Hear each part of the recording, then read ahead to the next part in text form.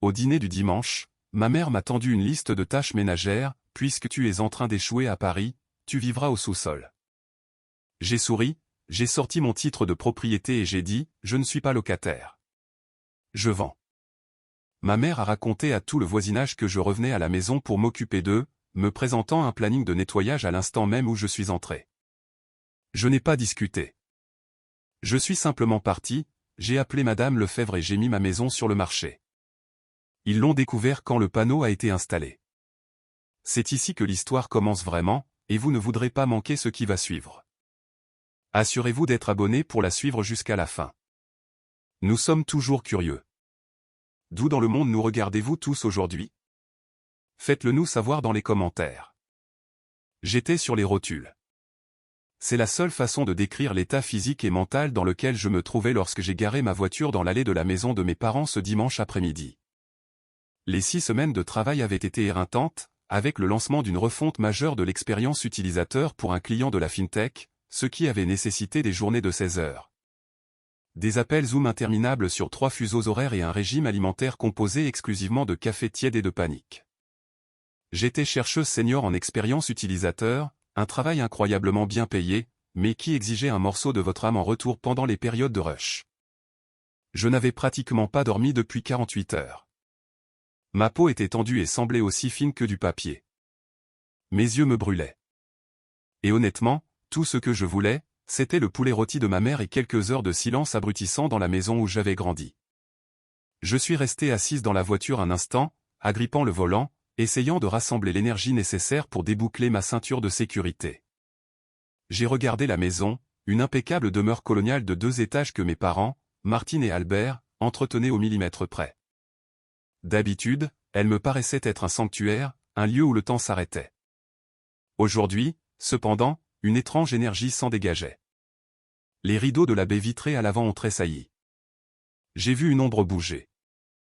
C'était probablement juste ma mère qui guettait mon arrivée, mais dans mon état d'épuisement intense, cela avait quelque chose de menaçant. Je suis finalement sorti, l'air frais de l'automne ne parvenant guère à me réveiller. J'ai remonté l'allée, le claquement de mes bottes sur le pavé, entraînant légèrement les pieds. J'avais 32 ans, j'étais propriétaire, une professionnelle accomplie. Et pourtant, en marchant vers cette porte d'entrée, j'ai ressenti une étrange régression, comme si j'étais une adolescente rentrant après le couvre-feu. Je n'ai même pas eu le temps de tourner la poignée. La porte s'est ouverte avant que je ne puisse la toucher. Elle est là, a annoncé ma mère, Martine, non pas à moi, mais au couloir vide derrière elle. Elle s'est retournée vers moi, son sourire crispé, étudié, et dépourvu de toute chaleur sincère. Elle ne portait pas son tablier habituel du dimanche. Elle était vêtue d'un blazer rigide et d'un pantalon, ses cheveux coiffés en un casque de lac. « Claire, tu es en retard. Nous avons un planning à respecter. »« Salut, maman », ai-je réussi à dire, la voix rauque. Je suis entré, laissant tomber mon sac à main sur le banc de l'entrée. Désolé, la circulation était un cauchemar, et j'ai dû envoyer un dernier courriel avant de partir. Je suis épuisé. Eh bien, habitue-toi à la circulation, ma chérie, dit-elle d'un ton léger, fermant la porte derrière moi d'un clic décidé. Bien que, je suppose, tu n'auras plus beaucoup à t'en soucier une fois que tu seras installé.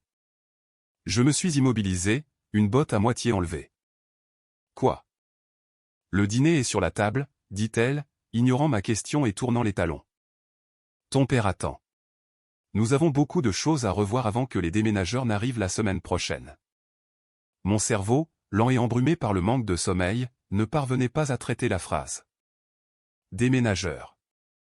Je l'ai suivi dans la salle à manger, l'odeur du poulet rôti me soulevant le cœur plutôt que de me réconforter.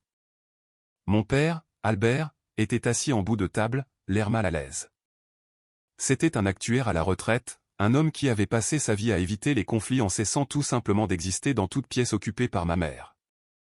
Il m'a offert un faible sourire d'excuse.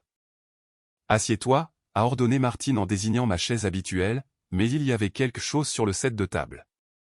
Ce n'était ni une serviette ni des couverts. C'était un porte-bloc. Je l'ai fixé. Une feuille de papier plastifié intitulée « Responsabilité quotidienne de CL » et Beauchin reposait dessus. « Maman, qu'est-ce que c'est que ça ?» ai-je demandé, la voix tremblant légèrement, non pas de peur, mais d'une confusion brûlante et grandissante. Nous l'avons dit aux voisins hier, a dit Martine en se servant un verre de thé glacé d'une main sûre. Madame Dubois posait des questions sur tes petites difficultés en ville. Je lui ai annoncé la bonne nouvelle, que tu avais enfin décidé d'être raisonnable, d'abandonner ta location exiguë, et de revenir à la maison pour t'occuper de nous. C'est vraiment la meilleure solution pour tout le monde. Nous obtenons l'aide dont nous avons besoin à la maison, et toi, tu peux économiser de l'argent et te remettre sur pied. J'ai senti le sang quitter mon visage. Mes difficultés. Ma location. Mange tes pommes de terre, Claire, dit-elle en coupant sa viande avec une précision chirurgicale. Nous pourrons discuter de la rénovation du sous-sol après que tu auras signé l'accord. La trahison m'a frappé plus durement que l'épuisement. Ce n'était pas juste un malentendu. C'était un récit, une réalité complètement fabriquée qu'elle avait construite et vendue au monde entier pendant que j'étais occupé à m'échiner au travail. Elle ne m'avait pas demandé. Elle m'avait annoncé. Et, en regardant son visage calme et expectant, j'ai réalisé qu'elle croyait sincèrement que je n'avais pas le choix. J'ai de nouveau baissé les yeux sur le porte-bloc. Le texte dansait devant mes yeux, mais certaines phrases me sautaient aux yeux, en gras et impérieuses. 6 heures préparer le petit déjeuner faible en sodium du père. 8h 10h nettoyage en profondeur du rez-de-chaussée, aspirateur, époussetage des plaintes. 12h conduire la mère au club de bridge club de jardinage. 15h courses et préparation des repas. 21h extinction des feux, mode économie d'énergie. C'est une blague, ai-je murmuré, le papier se froissant sous ma poigne. J'ai levé les yeux vers mon père.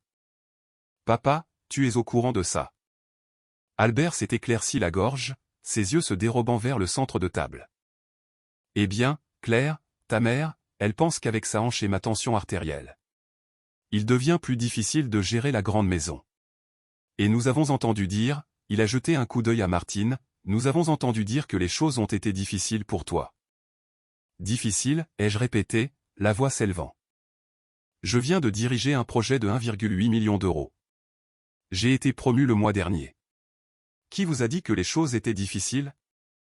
Oh, arrête, Claire, a lancé Martine en laissant tomber sa fourchette. Le bruit a résonné dans la pièce silencieuse. Nous savons que tu loues cette minuscule boîte à chaussures à Paris. Nous savons que tu n'as pas de mari pour subvenir à tes besoins. Madame Dubois a dit qu'elle avait vu ta voiture garée sur le parking de ce magasin Lidl il y a 3 semaines. Il n'y a pas de honte à admettre que tu es en train d'échouer, mais il y a de la honte à mentir à ses parents à ce sujet. Je fais mes courses chez Lidl parce que je suis économe, maman, pas parce que je suis fauché. Je me suis levé, ma chaise raclant violemment contre le parquet. Et je ne suis pas locataire. J'ai acheté ma maison il y a 3 ans. Tu le sais. Tu es venu à la pendaison de crémaillère. Une banque est propriétaire de cette maison, Claire, a-t-elle dit en agitant la main d'un air dédaigneux. Et les mensualités doivent te submerger. Sinon, pourquoi serais-tu célibataire à 32 ans? Tu es clairement stressé. Regarde-toi. Tu as une mine affreuse. Tu as des valises sous les yeux. Tu as besoin de nous. Elle a pris une gorgée de son thé, ses yeux se fixant sur les miens avec une certitude froide et terrifiante. J'ai déjà vidé le sous-sol. Nous y avons descendu ton ancien lit une place. C'est confortable. Tu n'auras pas besoin de beaucoup d'espace puisque tu seras occupé par l'entretien de la maison. Je ne déménage pas ici, ai-je dit, en espaçant chaque mot. Je ne suis pas ta bonne. Je ne suis pas ton infirmière. Les voisins t'attendent mardi, a dit Martine, sa voix baissant d'une octave, devenant dangereuse. Je leur ai dit que tu t'occuperais du comité du festival d'automne en mon nom, puisque je suis trop fragile maintenant. N'ose pas me mettre dans l'embarras, Claire. Tu vas donner ton préavis pour ton appartement demain, et tu vas rentrer à la maison, là où est ta place. Nous t'avons élevé. Tu nous dois bien ça. Ma poitrine s'est serrée. C'était la même suffocation que j'avais ressentie pendant tout le lycée, le même poids écrasant de ses attentes et de sa réécriture de ma réalité pour l'adapter à ses besoins. Elle ne voyait pas une fille. Elle voyait un plan de retraite. Elle voyait une servante qu'elle pouvait intimider pour la soumettre parce qu'elle pensait que je n'avais nulle part où aller. Elle me croyait faible. Elle me croyait être la même petite fille qui pleurait quand elle critiquait ma tenue. J'ai regardé mon père, le suppliant d'intervenir, d'être le parent dont j'avais besoin. Il a juste pris une bouchée de ses pommes de terre et a regardé par la fenêtre. J'ai ramassé le porte-bloc. Martine a souri, pensant que j'acceptais mon sort. Lis-le attentivement, a-t-elle conseillé. Je suis très pointilleuse sur la façon dont les plaintes sont époussetées. Je l'ai regardé droit dans les yeux. Je n'ai pas crié. Je n'ai pas pleuré. L'épuisement s'est soudainement cristallisé en une clarté froide et dure. Non, ai-je dit doucement. J'ai laissé tomber le porte-bloc sur la table. Il a atterri sur son assiette, éclaboussant de sauce la nappe blanche immaculée. Claire, a-t-elle crié, en sautant en arrière. Je m'en vais, ai-je dit. Je me suis retourné et j'ai marché vers la porte. Si tu sors par cette porte, a hurlé Martine, sa voix perdant son calme étudié, ne t'attends pas à ce que nous soyons là quand tu reviendras en rampant. Tu es une ingrate. Tu es une égoïste. Tu vas perdre cet appartement et te retrouver à la rue, et je ne lèverai pas le petit doigt. J'ai attrapé mon sac à main. Mes mains tremblaient, mais pas de faiblesse. Elles tremblaient à cause de l'adrénaline d'un pont en train d'être réduit en cendres. Au revoir, mère, ai-je lancé sans me retourner. J'ai claqué la porte d'entrée, le son vibrant à travers mes os. Je suis monté dans ma voiture, j'ai verrouillé les portes, et je suis resté assise là pendant une minute entière, respirant dans le silence. Mon téléphone a vibré. C'était un texto d'elle. Martine, tu as jusqu'à demain matin pour t'excuser et confirmer les déménageurs. Sinon, je dirai à tout le monde exactement quel genre de fille tu es vraiment. J'ai fixé l'écran. Elle pensait que son cercle social était le tribunal suprême. Elle pensait que ses ragots pouvaient me détruire. Elle pensait détenir toutes les cartes parce qu'elle me supposait sans le sou et désespérée. Mais ils avaient oublié une chose cruciale. Je n'étais pas locataire. Je possédais une maison historique de 4 chambres dans l'un des quartiers les plus recherchés de la région et une maison dont la valeur avait augmenté de 30% au cours des 2 dernières années. Et je n'avais pas besoin d'un filet de sécurité. J'avais un parachute en or. Pour comprendre pourquoi ce moment était si bouleversant, il faut comprendre la décennie de silence que j'avais endurée. Je n'étais pas une enfant rebelle, j'étais celle qui arrangeait les choses. Quand mon frère, qui avait sagement déménagé en Australie 5 ans plus tôt, a cessé d'appeler, c'est moi qui allais chez eux tous les dimanches pour combler le silence. Quand mon père s'est fait opérer du genou, c'est moi qui ai pris 2 semaines de congé pour raisons familiales et médicales pour le conduire à la kinésithérapie, leur préparer les repas et écouter Martine se plaindre que ma cuisine n'était pas assez salée. J'avais passé toute ma vingtaine à essayer d'acheter leur amour par le service. Je pensais que si j'avais assez de succès, si j'étais assez serviable, assez présente, Martine me regarderait enfin et dirait « Bon travail, Claire ». Mais Martine ne fonctionnait pas à la monnaie de l'amour. Elle fonctionnait au contrôle.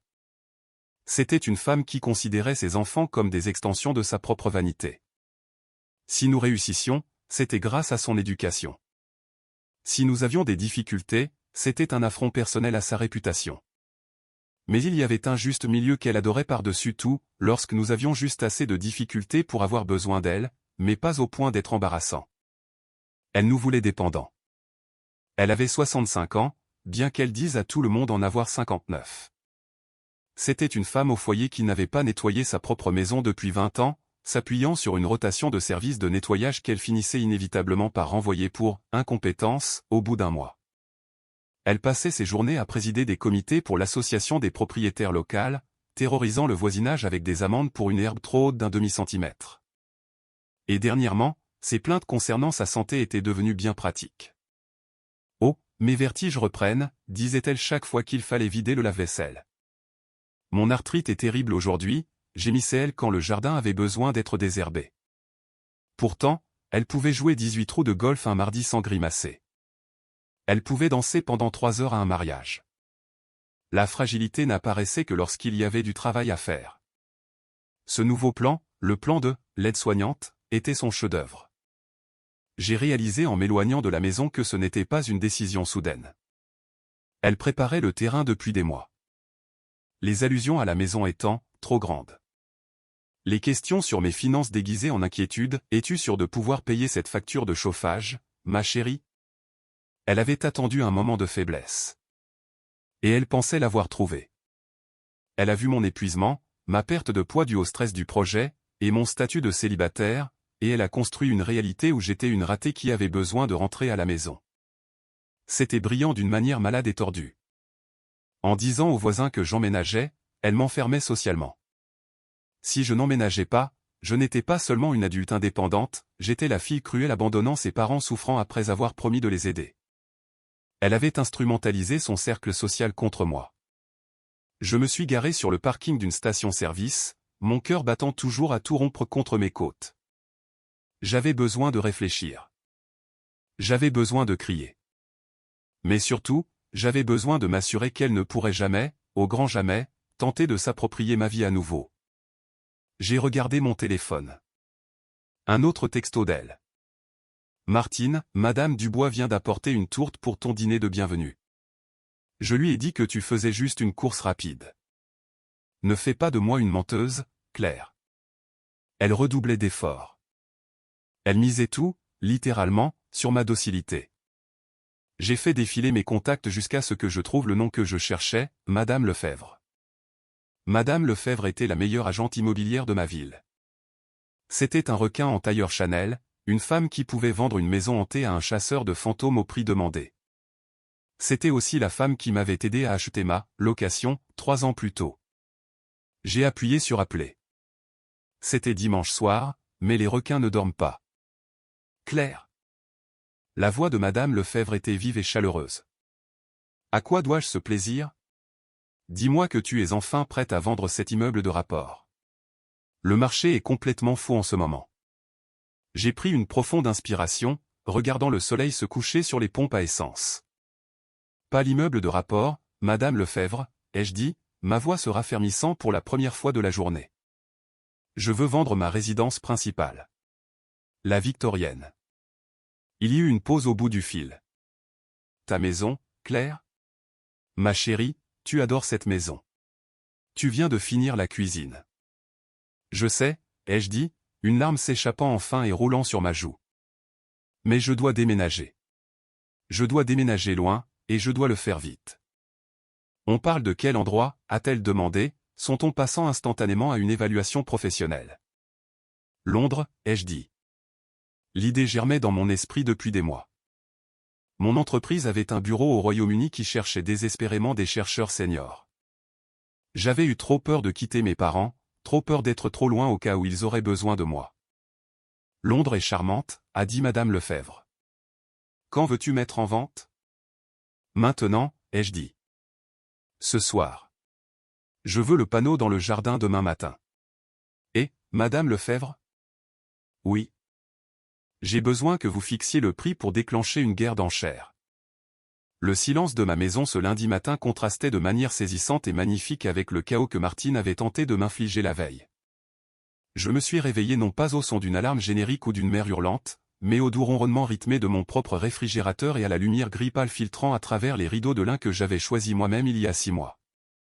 Je suis resté au lit pendant 20 minutes, simplement à respirer. Mon téléphone, que j'avais mis en silencieux dès que j'avais quitté l'allée de mes parents, vibrait avec colère sur la table de chevet. Je n'avais pas besoin de le regarder pour savoir ce qui se passait. Martine serait passée de la phase de la mère serviable à la phase de la martyre, et était probablement en train de passer à la phase de la divinité vengeresse. Je l'ai finalement pris. 53 notifications. 14 appels manqués de maman. 3 de papa. 36 messages textes.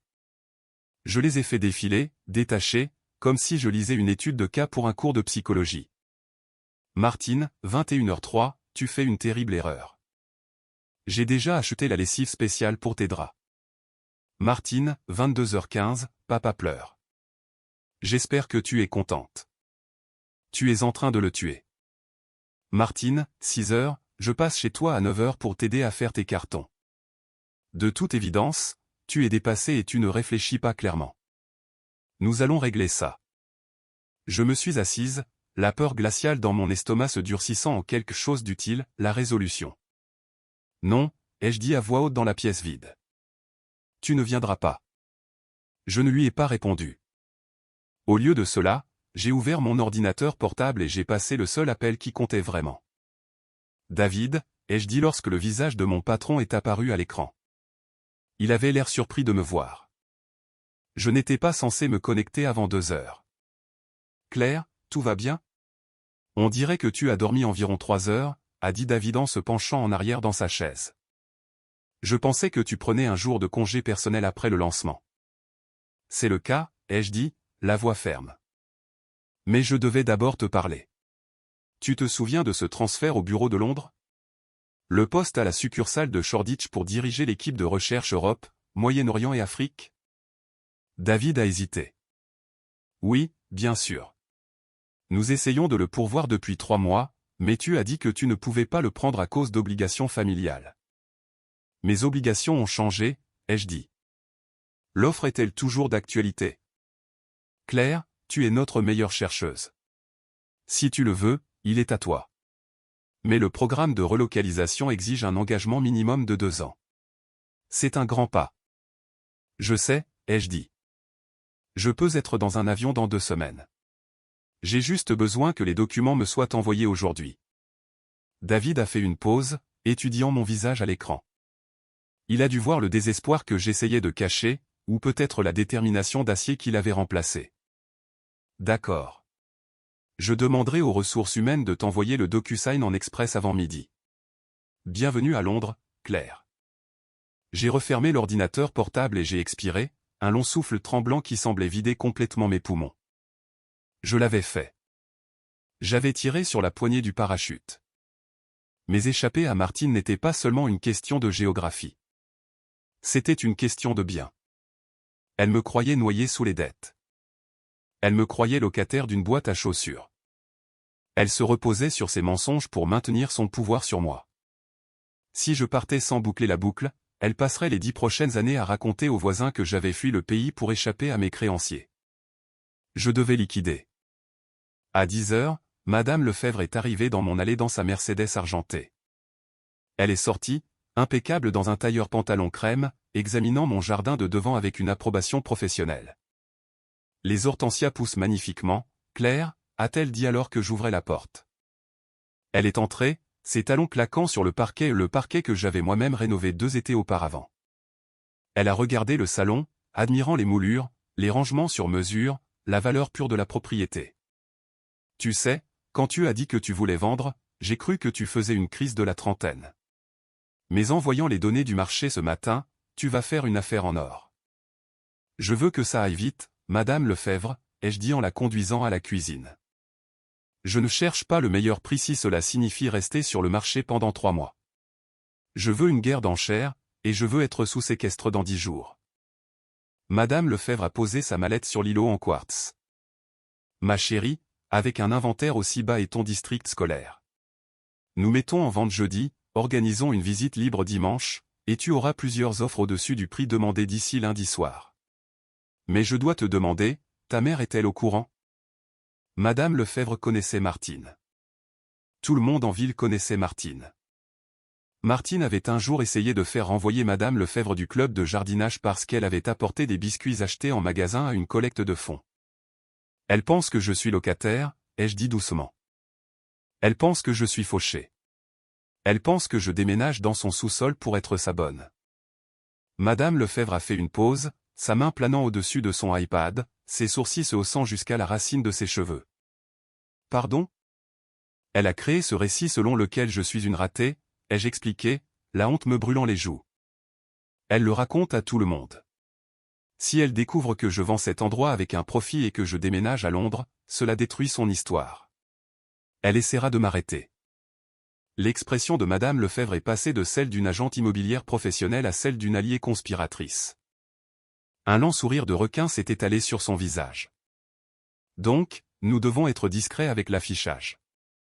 Non, ai-je dit, une sombre satisfaction s'épanouissant dans ma poitrine. Mettez le panneau. Mettez le plus grand panneau que vous ayez, juste dans le jardin de devant. Laissez-la le voir. Laissez-la penser que le propriétaire me met à la porte. Cela ne fera que la rendre plus confiante. Et quand elle m'appellera, a demandé Madame Lefebvre. Si elle vous appelle, ai-je dit, ne lui dites rien jusqu'à ce que l'encre soit sèche. Compris. Compris, a dit Madame Lefebvre en tapotant son écran. Vendons cette maison. Le panneau a été installé le mercredi matin. Le mercredi après-midi, l'ennemi était aux portes. J'étais en train de faire les cartons de ma bibliothèque, emballant ma collection de romans de science-fiction vintage dans du papier bulle, quand j'ai entendu des coups agressifs sur la porte d'entrée.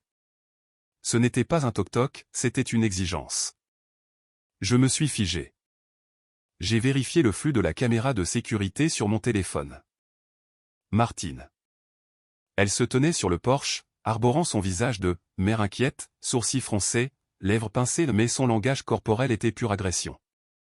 Elle regardait par la fenêtre latérale, essayant de voir à l'intérieur. J'ai hésité à ne pas répondre, mais si je ne répondais pas, elle appellerait la police en prétendant que j'étais suicidaire. Je l'avais vu le faire à un voisin une fois. J'ai ouvert la porte, mais je suis resté dans l'embrasure, lui barrant l'entrée. Claire. Elle m'a bousculé avant que je ne puisse parler, son épaule heurtant la mienne avec une force surprenante. Elle a marché dans le couloir, ses yeux balayant les piles de cartons que j'avais alignés contre le mur. Dieu merci, tu fais tes cartons, a-t-elle laissé échapper dans un soupir de soulagement dramatique, plaçant une main sur son cœur. J'étais si inquiète quand tu n'as pas répondu. Je pensais que tu allais être têtu et attendre que le shérif vienne t'expulser. J'ai fermé la porte lentement, me retournant pour lui faire face. Maman, qu'est-ce que tu fais ici? Je suis venu superviser, a-t-elle dit en passant un doigt sur le dessus d'une boîte. Et pour m'assurer que tu n'apportes pas de camelote. Le sous-sol est petit, Claire. Tu peux apporter tes vêtements, évidemment, mais ça, elle a désigné mes livres, nous n'avons pas de place pour de vieux livres poussiéreux. Tu peux en faire don ou simplement les laisser pour que le propriétaire s'en occupe.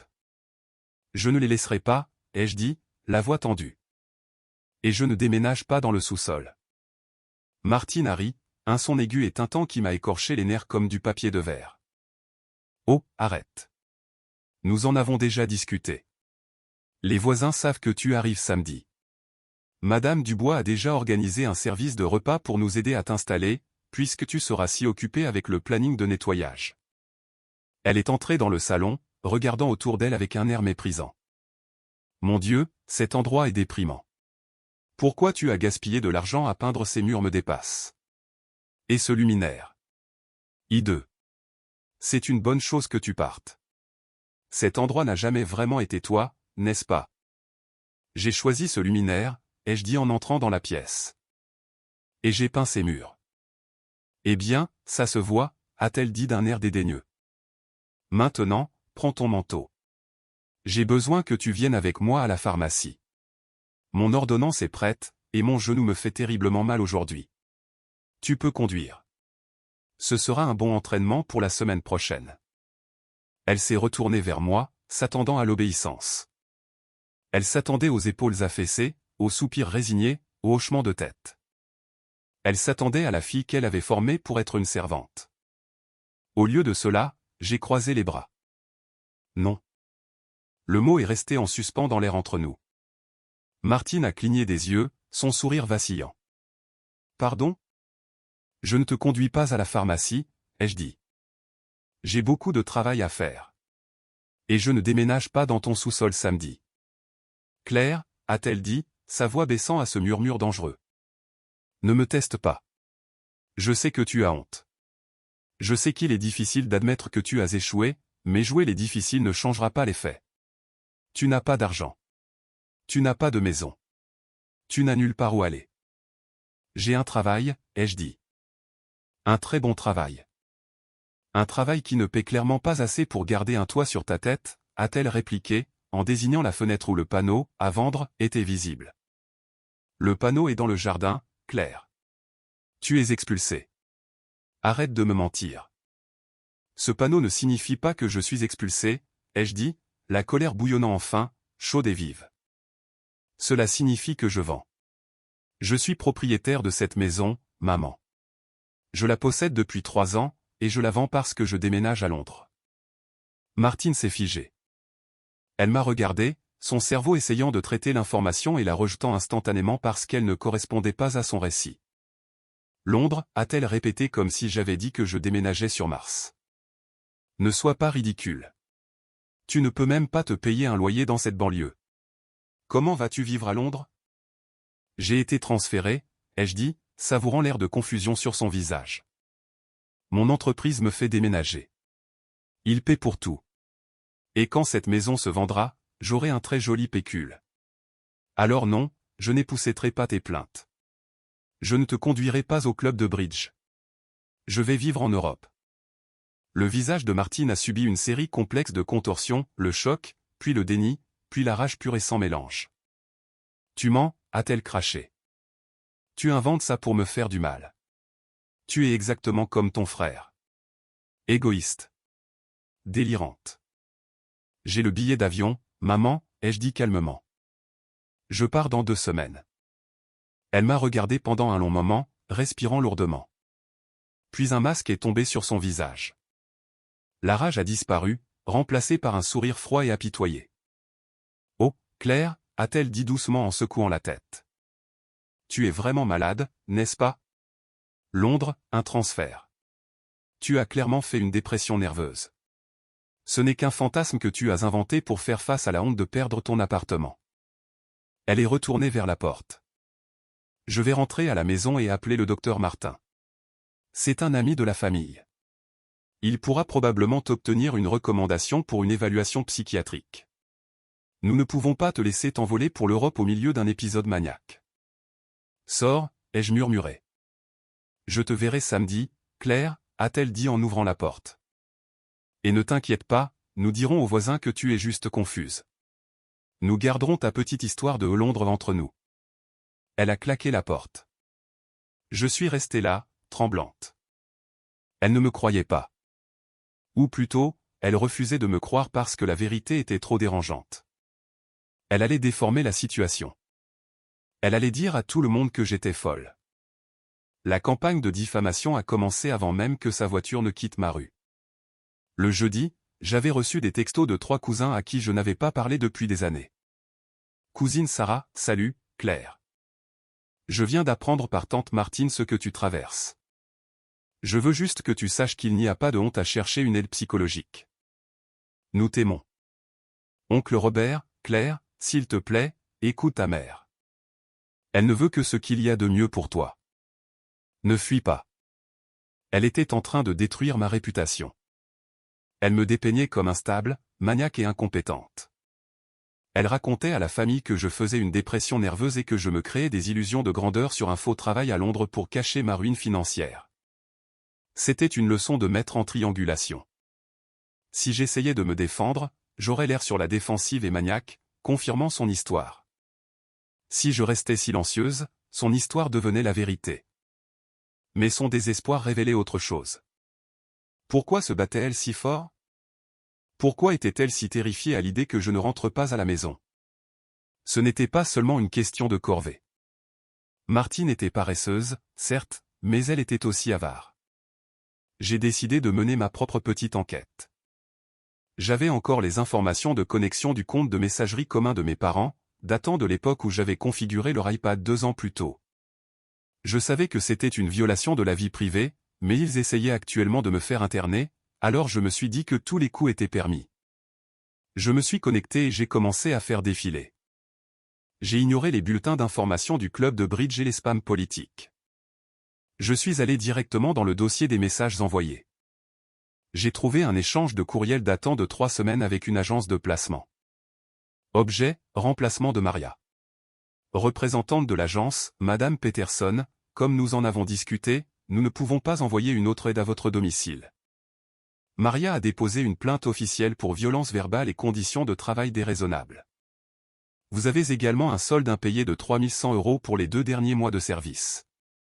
Réponse de Martine, Maria était incompétente et une voleuse.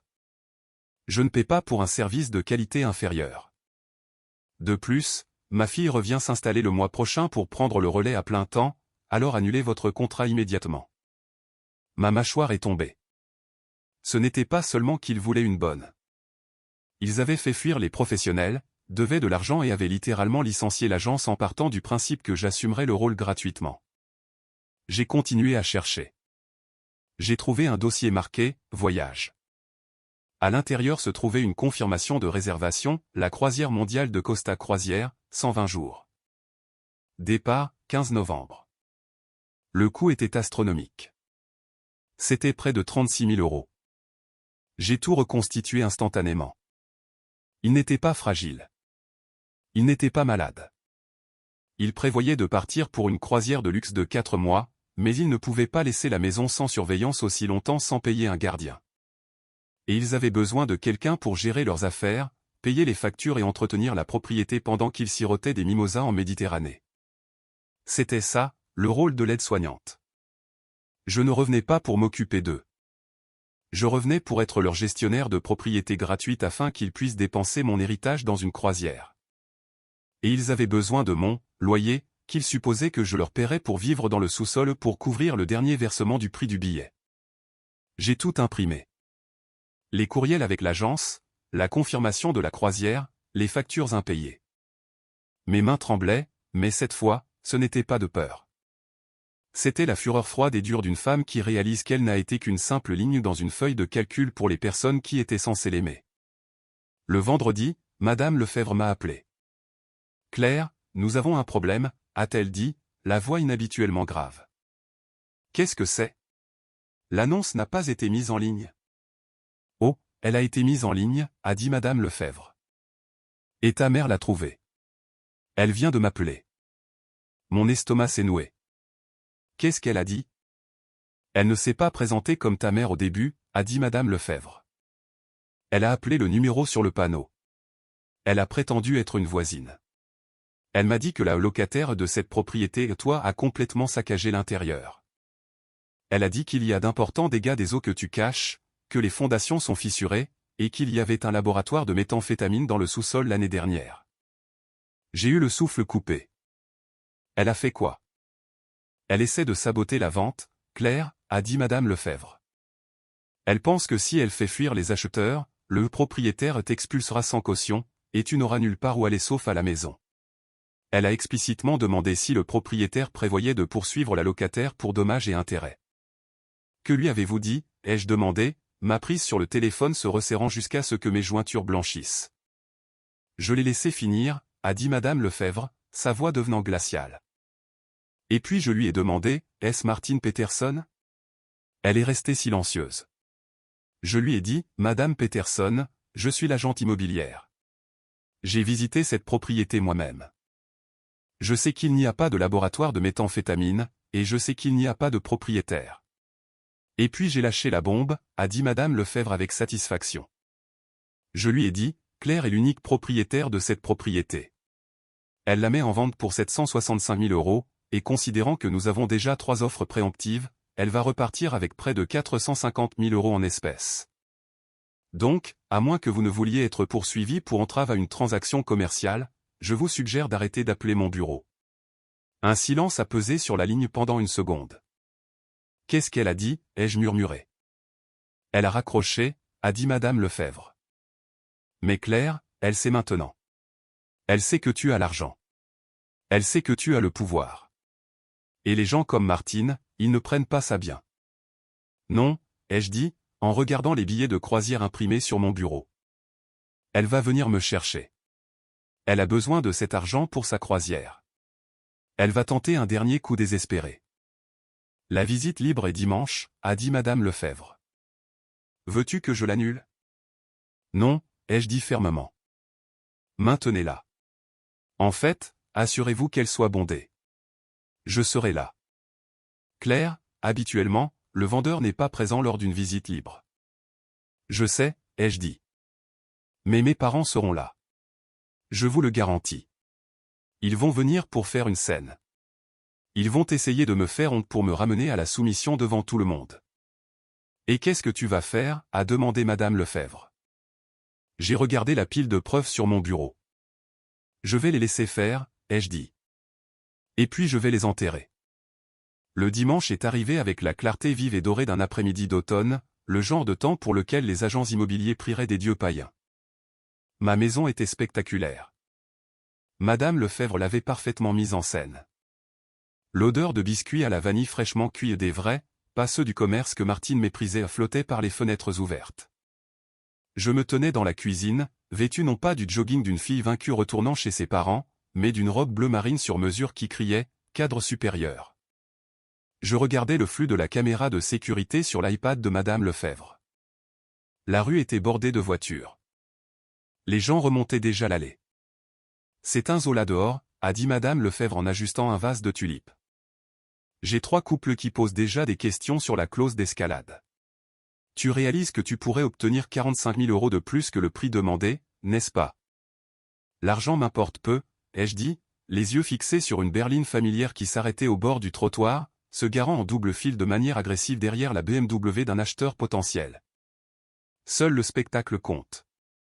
Martine et Albert sont sortis de la voiture. Martine était habillée pour la guerre.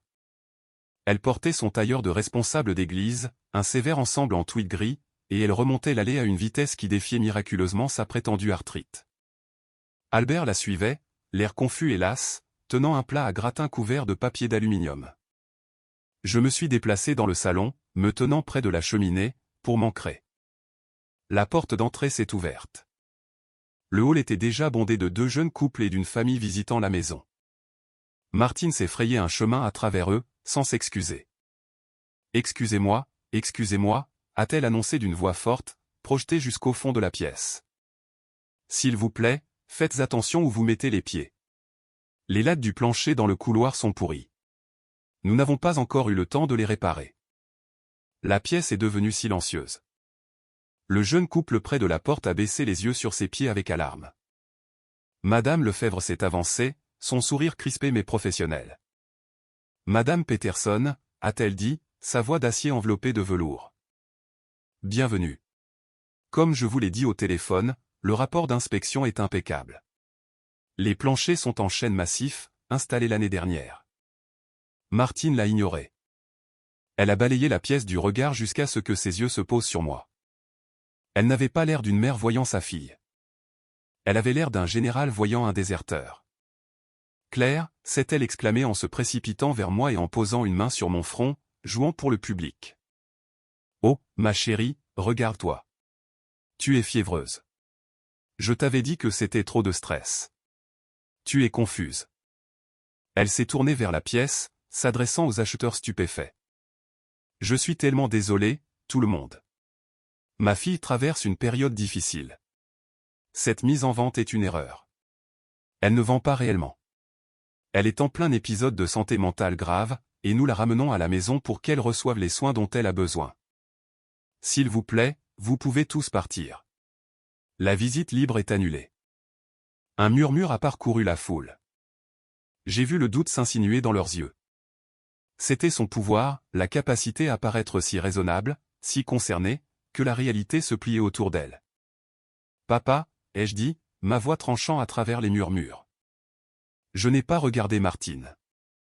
J'ai regardé droit vers mon père, qui se tenait près de la porte, tenant toujours le plat à gratin, l'air mortifié. « Papa, pose le plat à gratin. »« Claire, peut-être devrions-nous simplement sortir et parler ?» a marmonné Albert, ses yeux balayant la pièce. « Non », ai-je dit en m'éloignant du contact de Martine. « Nous allons parler ici même. » Je me suis tourné vers la pièce. Je suis la propriétaire de cette propriété. Je suis saine d'esprit. Je suis chercheuse senior en expérience utilisateur pour une entreprise du CAC 40, et la semaine prochaine, je suis transférée à notre siège de Londres. Ma mère vous ment parce qu'elle essaie de me forcer à emménager dans son sous-sol pour être sa servante non rémunérée. « Oh, Claire, arrête », a ri Martine, un son frénétique et aigu. Elle délire. Le travail à Londres est un fantasme. Elle est fauchée. Le suis-je? J'ai atteint derrière moi, sur le manteau de la cheminée, et j'ai pris le dossier que j'avais préparé. Alors pourquoi Madame Lefebvre vient-elle de recevoir une preuve de fonds vérifiée de ma banque, montrant exactement à quel point je suis solvable? J'ai fait un pas vers Martine. La foule s'est écartée. « Tu as dit aux voisins que j'étais fauchée », ai-je dit, ma voix s'élevant, ferme et résonnante. « Tu leur as dit que j'étais une ratée. Tu leur as dit que j'avais des difficultés pour pouvoir jouer les sauveuses. Mais ce n'était pas suffisant, n'est-ce pas? Tu avais besoin que je sois désespéré parce que tu as renvoyé Maria. » Le visage de Martine est devenu pâle. Je n'ai pas renvoyé Maria. Elle a démissionné. J'ai les courriels, maman, j'ai brandi l'imprimé. J'ai le courriel où tu as appelé l'agence, refusé de payer les 2700 € que tu leur devais, et leur a dit d'annuler le contrat parce que, et je cite, ma fille revient s'installer le mois prochain pour prendre le relais à plein temps. J'ai regardé mon père. Le savais-tu, papa? Savais-tu qu'elle avait renvoyé l'aide parce qu'elle prévoyait que je le fasse gratuitement?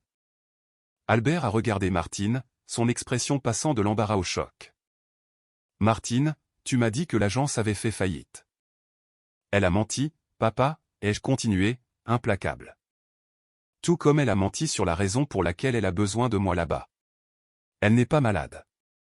Elle n'est pas fragile. Elle a besoin d'un gardien de maison. J'ai sorti le deuxième document, la confirmation de la croisière. La croisière mondiale de Costa Croisière, ai-je lu à haute voix.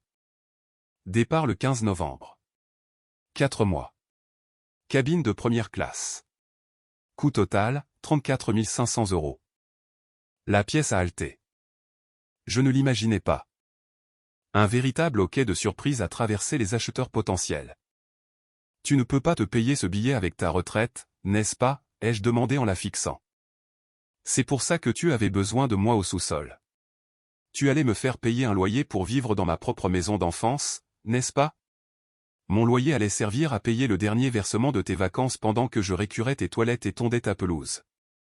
Martine tremblait maintenant. Son récit se désintégrait en temps réel. Elle a cherché un allié du regard, mais les voisins Madame Dubois se tenaient en fait dans le hall, y étant entrés par hasard la regarder bouche bée. Espèce de petite garce ingrate, a sifflé Martine, laissant tomber complètement le masque. Son visage s'est tordu en un grognement. Après tout ce que j'ai fait pour toi. Nous t'avons élevé. Tu nous dois tout. Tu es une égoïste. Tu laisses tes parents pourrir pendant que tu t'enfuis en Europe. Je ne vous laisse pas pourrir, ai-je dit calmement. Je vous laisse vivre la vie que vous pouvez réellement vous permettre. Si vous voulez une aide-soignante, engagez-en une. Mais vous ne m'utiliserez pas. Je me suis tourné vers mon père. Il fixait le reçu de la croisière dans ma main, puis Martine. Il avait l'air d'un homme se réveillant d'un coma de 30 ans. Martine, a dit Albert, sa voix étonnamment profonde. Tu as réservé la croisière mondiale? Tu m'as dit que nous allions juste rendre visite à ta sœur en Floride. C'était une surprise, Albert, a-t-elle répliqué. Avec l'argent de Claire, a demandé Albert. En transformant notre fille en servante? Elle a plein d'argent, a crié Martine en désignant ma maison. Regardez cet endroit. Elle peut se permettre de nous aider. Elle est égoïste. Non, a dit Albert. Il a posé le plat à gratin sur un pouf blanc immaculé. Il a fait un bruit sourd. Elle n'est pas égoïste. C'est nous qui le sommes. Il m'a regardé, les larmes montant à ses yeux. Claire, je ne savais pas. Je te jure, je ne savais pas qu'elle avait renvoyé Maria. Je ne savais pas pour la croisière. Je sais, papa, ai-je dit doucement. Monte dans la voiture, Albert, a commandé Martine, sentant qu'elle perdait le contrôle de son principal atout. Nous partons. De toute évidence, Claire fait une dépression et a besoin d'espace. Non, a dit Albert. Martine s'est figée. Pardon? J'ai dit non. Albert a redressé le dos. Il a regardé Madame Lefebvre. Madame, cette maison est-elle toujours à vendre? Madame Lefebvre a hoché la tête slowly. Elle l'est. Bien, a dit Albert. Parce que ma fille mérite chaque centime. Il s'est tourné vers Martine. Je ne pars pas en croisière, Martine. Et je ne rentre pas à la maison avec toi maintenant. Je vais rester et aider Claire à faire ses cartons. Tu ne peux pas, a crié Martine. Tu ne peux pas me laisser. Ma hanche. Ta hanche va très bien, a dit Albert, la voix plate. Tu as joué au tennis mardi. J'ai vu la raquette dans le coffre. Martine se tenait là, dépouillée de ses mensonges, dépouillée de son pouvoir, entourée d'étrangers qui savaient maintenant exactement qui elle était. Elle paraissait petite. Elle paraissait pathétique. Très bien, a-t-elle crié en tournant les talons. Très bien, soyez malheureux, tous les deux. Vous verrez si ça m'importe. Elle est sortie de la maison en trombe. La porte d'entrée a claqué. Le silence est tombé sur la pièce pendant un battement de cœur. Puis Madame Lefebvre s'est éclairci la gorge. « Eh bien » a-t-elle dit à la cantonade, en frappant dans ses mains. Comme vous pouvez le voir, la vendeuse est très motivée, et le titre de propriété est clair. Qui veut voir la suite principale? Les retombées furent rapides, brutales et entièrement satisfaisantes. Ma maison ne s'est pas seulement vendue, elle a déclenché une frénésie. Madame Lefebvre avait raison, le drame de la visite libre semblait rendre la propriété plus légendaire que moi. J'ai accepté une offre entièrement en espèces pour 55 000 € de plus que le prix demandé, de la part d'un jeune architecte qui aimait l'énergie du lieu. Nous avons conclu en 9 jours. Martine, en revanche, a vu son crédit social en faillite. Madame Dubois, la voisine qui avait été témoin de toute la débâcle, était la commère de la ville. Le lundi soir, tout le club de bridge, le comité de jardinage et le conseil de l'association des propriétaires savaient que Martine Peterson avait simulé ses maux, renvoyé son aide et tenté d'asservir sa fille accomplie pour financer une croisière de luxe secrète. Le récit de l'aide-soignante qu'elle avait construit s'est effondré. Elle n'était pas la mère pitoyable d'une fille égarée, elle était la méchante du lotissement. Elle a démissionné du comité du festival d'automne pour des raisons de santé, mais tout le monde savait que c'était parce que personne ne voulait s'asseoir à côté d'elle aux réunions. Mais le plus grand changement fut Albert. Il n'a pas divorcé d'elle. Ils étaient d'une génération qui ne faisait tout simplement pas ça. Mais il a fait quelque chose de mieux, il a cessé d'être son complice. 3 jours avant mon vol pour Londres, j'ai retrouvé mon père pour dîner dans un restaurant de grillade en ville, juste nous deux. Il avait l'air fatigué mais plus léger, comme s'il avait déposé un lourd sac à dos qu'il portait depuis des décennies. Elle a annulé la croisière, m'a-t-il dit en coupant son steak. Elle a perdu la compte aussi. Elle est furieuse. J'imagine bien, ai-je dit en prenant une gorgée de vin rouge.